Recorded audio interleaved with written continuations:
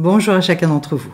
On se retrouve sur Séphiroth et compagnie pour donc la nouvelle lune qui va avoir lieu dimanche 27 avril et qui est Rosh Chodesh Iyar, c'est-à-dire en fait renouvellement sur le deuxième mois de l'année qui est le mois de Iyar. Et donc beaucoup de choses à dire sur ce mois. Il s'est passé de nombreux événements, puisqu'en fait l'une des manières de constater dans l'histoire en fait quelles sont les énergies qui tombent sur ce mois particulier, c'est d'aller regarder un petit peu dans le passé et de voir finalement tout ce qui est associé, donc les énergies qui sont extrêmement puissantes sur cette période précisément. Et donc en fait le mois de Iyar, eh bien ça va être un très très grand mois, à la fois de guérison pour l'âme et pour le corps physique. Voilà. Avant de parler de ça, je vais spécifier donc que c'est un mois qui a plusieurs noms et notamment, donc c'est bien évidemment Chodesh Sheni, c'est-à-dire le deuxième mois, mais également un nom qui est Zvi, c'est-à-dire en fait c'est aussi un mois qui est extrêmement beau. Beau pourquoi? Parce qu'on va considérer que c'est le mois où eh bien le soleil est revenu et il n'est pas encore trop fort, trop brûlant, et que c'est ce moment justement où les champs sont verts, où il y a une chaleur douce, etc. Et puis notamment mois dans lequel les jours sont les plus longs, puisque après, en fait, quand on va passer sur le mois suivant, on va déjà rentrer dans la période où les jours diminuent. C'est-à-dire qu'on arrive là à une sorte de climax sur la longueur des jours, donc plus de lumière également. Voilà, un beau mois. Donc c'est intéressant de se projeter là-dedans. Et puis donc on va maintenant parler de ces guérisons. Voilà, alors déjà au niveau des initiales du mois, Iyar, ça va correspondre à quelque chose de spécifique dans la tradition hébraïque, puisqu'en fait ces initiales vont correspondre en hébreu à « Je suis l'Éternel qui te guérit ». Voilà, ton Dieu, je suis ton Dieu qui te guérit. Et donc en fait, le rophé en hébreu, c'est le médecin. Et on voit effectivement que sur cette période, qui est la grande période, finalement le mois tampon entre la fête de Pessah et la fête de Shavuot, eh bien on voit que durant ce mois-là vont se produire tout un tas de guérisons pour le peuple juif. C'est le mois d'ailleurs où il va y avoir la manne qui va apparaître, et on sait que la manne c'était une nourriture absolument extraordinaire qui avait des propriétés spécifiques, et donc qui a fait aussi que le peuple juif a pu vivre pendant 40 ans dans le désert sans avoir de maladie, etc., etc. Donc, nourriture fabuleuse. Donc oui, une période très très propice pour ceux qui malheureusement traversent aussi la maladie, pour demander la guérison, pour aller la chercher au niveau physique, ce qui est voilà quelque chose à mon avis sur lequel s'appuyer dans l'espoir également, parce que c'est on va le voir, un mois qui porte énormément d'espoir en lui. Au niveau de l'âme, maintenant, ça va correspondre à tout ce qu'on appelle la période du Homer, c'est-à-dire en fait ce comptage, un comptage très très spécifique durant 49 jours qui démarre juste à la fin de Pessah pour mener jusqu'à la fête de Shavuot, donc au don de la Torah. Alors ça veut dire quoi ça, tout ça dans la symbolique? Ça signifie que en fait, une fois qu'on a été libéré, une fois qu'on est sorti de l'esclavage, eh bien, il va y avoir tout un tas de guérisons qui vont être nécessaires, et ce mois-là va être mois de grande guérison sur tous les plans de l'être. Et que pour avoir cette conscience-là, pour se renforcer dans cette conscience, eh bien, on va faire un comptage qui va concerner donc tout le bas de l'arbre des séphiroth.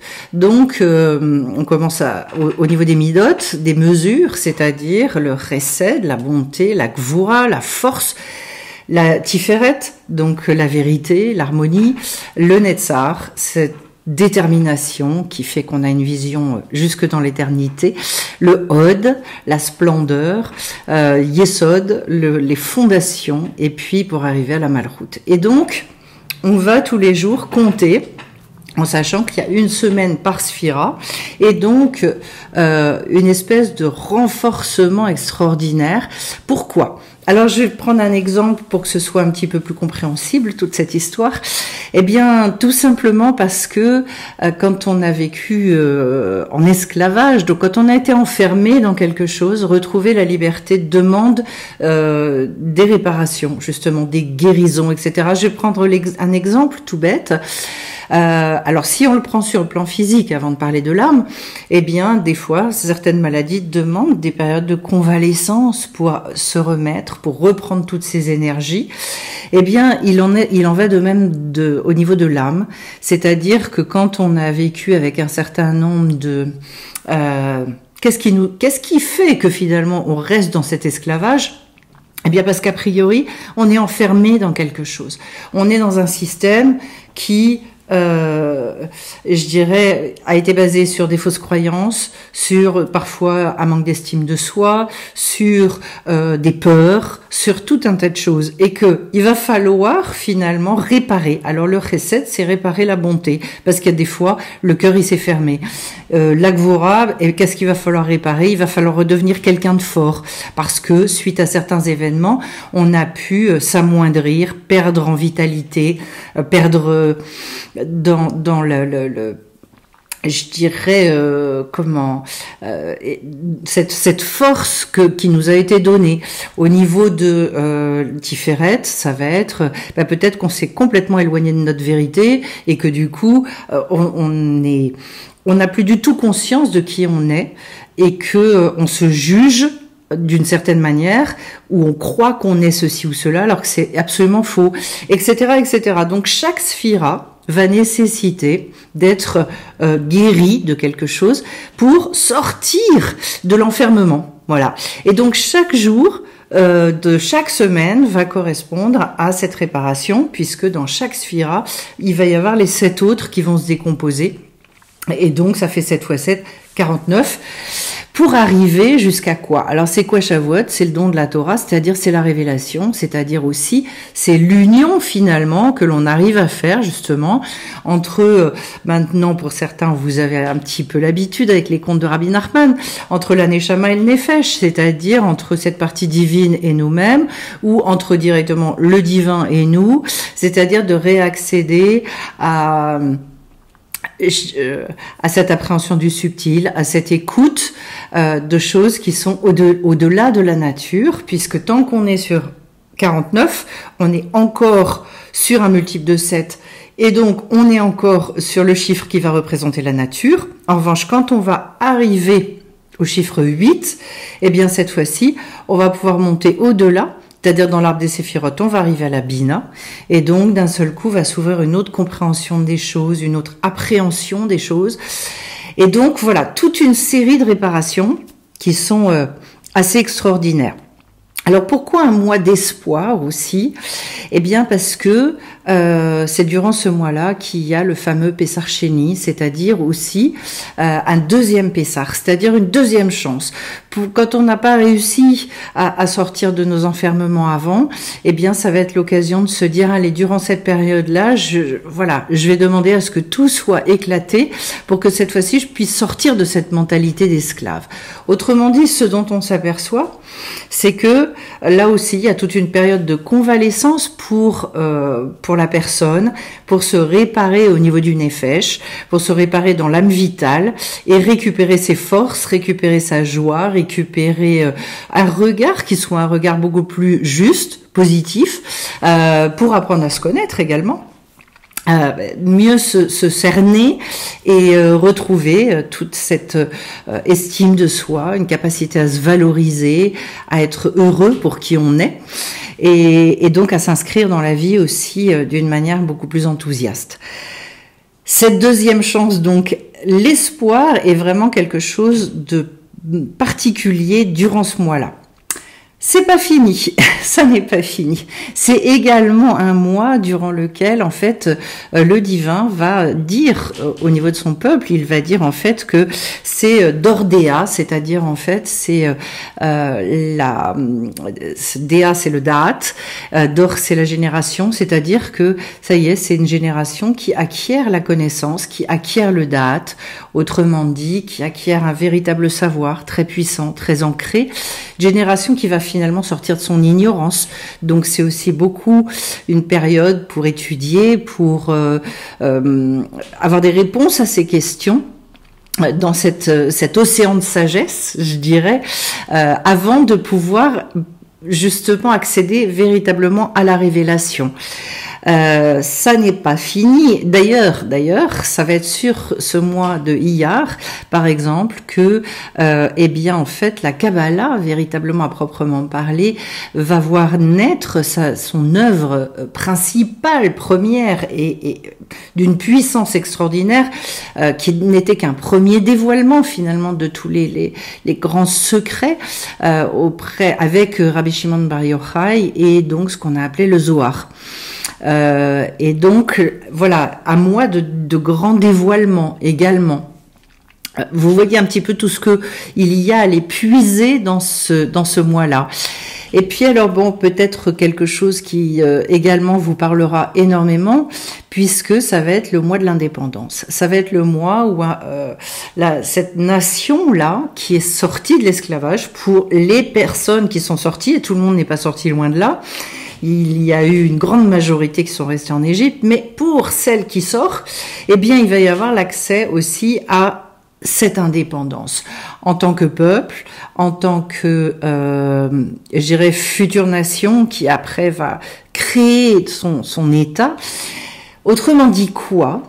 Ce qu'on va beaucoup aller rechercher durant ce mois-là, c'est également tous les endroits où on se sent encore enfermé, prisonnier de quelque chose. D'où la nécessité de réparer chaque sphira dans lesquelles on se sent faible, on se sent éloigné, on sent qu'il y a quelque chose qui nous empêche. Alors, si je reprends l'exemple du chesed, c'est-à-dire quand on sent que on a un cœur normalement extrêmement généreux, mais avec certaines choses qu'on a pu vivre, eh bien ce cœur-là il s'est fermé. C'est le moment ou jamais pour aller demander la réparation de ça, travailler sur la réouverture du cœur, prier pour ça, pour qu'il y ait des guérisons justement nombreuses qui permettent cette réouverture. Et ça sur chaque sphira.